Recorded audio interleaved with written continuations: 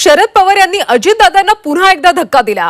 इंदापूरमध्ये अजित पवारांना मोठा धक्का बसलाय, कारण प्रवीण माने शरद पवारांच्या पक्षात प्रवेश करणार आहेत। पवारांनी मानेंना विधानसभेचा शब्द दिल्याची माहिती आहे, त्यामुळे इंदापूरमध्ये अजित पवारांना हा मोठा धक्का मानला जातो, कारण प्रवीण माने आता शरद पवारांच्या पक्षात प्रवेश करणार आहेत। पवारांनी मानेंना विधानसभेचा शब्द दिल्याची सुद्धा माहिती आहे। शरद पवार अजितदादांना पुन्हा आता धक्का देणार आहेत, कारण इंदापूरमध्ये अजित पवारांना मोठा धक्का बसणार आहे। प्रवीण माने हे शरद पवारांच्या पक्षात प्रवेश करणार आहेत। पवारांनी मानेंना विधानसभेचा शब्द दिल्याची सुद्धा माहिती आहे, त्यामुळे अजित पवारांना हा मोठा असा धक्का मानला जातो। इंदापूरमध्ये हा अजित पवारांना धक्का बसतोय, कारण इंदापूरमध्ये प्रवीण माने आता शरद पवारांच्या पक्षात प्रवेश करणार आहेत। पवारांनी मानेंना विधानसभेचा शब्द दिल्याची सुद्धा माहिती मिळते,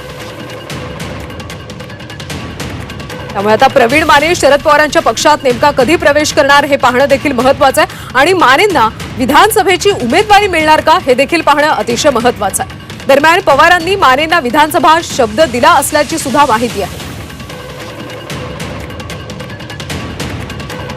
शरद पवार अजित पवारांना पुन्हा एकदा धक्का देणार आहेत। इंदापुरात अजित पवारांना मोठा धक्का मिळणार आहे। प्रवीण माने शरद पवारांच्या पक्षात प्रवेश करणार आहेत। पवारांनी मानेंना विधानसभेचा शब्द दिल्याची माहिती आहे। पुण्याच्या इंदापूरमधून ही मोठी बातमी समोर येते। राष्ट्रवादी काँग्रेस अजित पवार गटाला मोठा धक्का बसणार आहे। सविस्तर माहिती घेऊयात आमचे प्रतिनिधी जावेद मुलाणी यांच्याकडून। जावेद, इंदापूरमध्ये अजित पवारांना मोठा धक्का बसेल अशी माहिती समोर येते, काय सविस्तर अपडेट्स?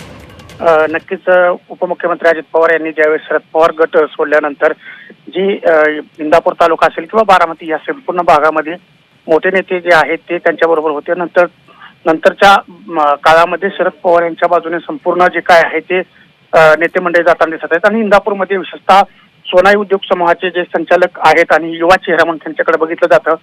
जिल्हा परिषदेमध्ये पुणे जिल्हा बांधकाम आरोग्य सभापती म्हणून देखील त्यांनी काम पाहिलेलं आहे, आणि त्यांनी आता शरद पवार गटामध्ये पुन्हा जाण्याचं निश्चित केलेलं आहे, आणि उद्या त्यांचा पुण्यामध्ये प्रवेश होत आहे। शरद पवारांच्या उपस्थितीमध्ये ते त्या गटामध्ये जात आहेत, त्यामुळे अजित पवारांना हा मोठा धक्का मानला जात आहे। कारण ज्यावेळेस यापूर्वी लोकसभेच्या अगोदरच ते शरद पवार गटाकडे जाणार होते, त्याच वेळेस उपमुख्यमंत्री देवेंद्र फडणवीस यांना त्यांच्या घरी अजित पवारांनी पाठवलं होतं।